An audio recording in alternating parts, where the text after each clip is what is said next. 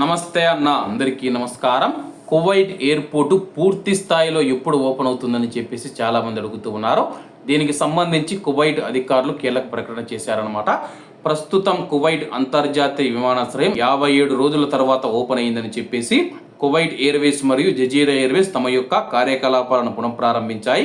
విమాన కార్యకలాపాలు దశల వారీగా పునఃప్రారంభమయ్యాయని చెప్పేసి ప్రారంభంలో కువైట్ ఎయిర్వేస్ కోసం విమాన రాకపోకలు టెర్మినల్ 4 ద్వారా, జజీరా ఎయిర్వేస్ కోసం టెర్మినల్ 5 ద్వారా నిర్వహించామని చెప్పేసి మినిస్ట్రీ ఆఫ్ ఇంటీరియర్, అగ్నిమాపక శాఖ, ఆరోగ్య మంత్రిత్వ శాఖ సహా పలు సంస్థల సమన్వయంతో public authority for civil aviation chairman Sheikh Hamood Mubarak Al Hamood Al Sabah గారి పర్యవేక్షణలో ఒక సమగ్ర కార్యాచరణ ప్రణాళికను అమలు చేసిందని చెప్పేసి తెలిపారు.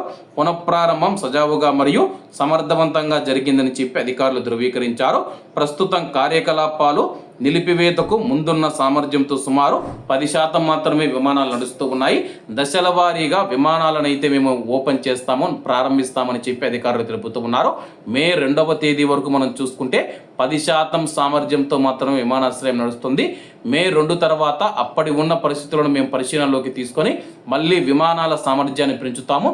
ఇలా మనం చూసుకుంటే కానీ వారానికి 10% పెంచుకుంటూ పోయినా సరే కానీ 1 నెల నుంచి 2 నెలల్లో పూర్తి కార్యకలాపాలు ప్రారంభించే అవకాశం ఉంది.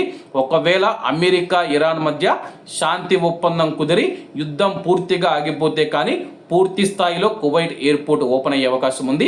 ప్రస్తుతం అయితే కువైట్లోని ప్రజలకు, ప్రవాసులకు ఎటువంటి ఇబ్బంది కలగకుండా కీలకమైన గమ్యస్థానాలకు, కీలకమైన నగరాలకు విమానాలు నడుపుతూ ఉన్నామని చెప్పేసి కువైట్ ఎయిర్వేస్ మరియు జజీరా ఎయిర్వేస్ ప్రకటించారు. మరి కువైట్ ఎయిర్పోర్ట్ ఓపెన్ అయిన తర్వాత మన భారతీయులు ఎవరైనా తొలి రోజు ప్రయాణించి ఉంటే కామెంట్ రూపంలో తెలియజేయాలని కోరుకుంటూ అందరూ బాగుండాలి, అందులో మనం ఉండాలి. అందరికీ నమస్తే అన్న, జై హింద్.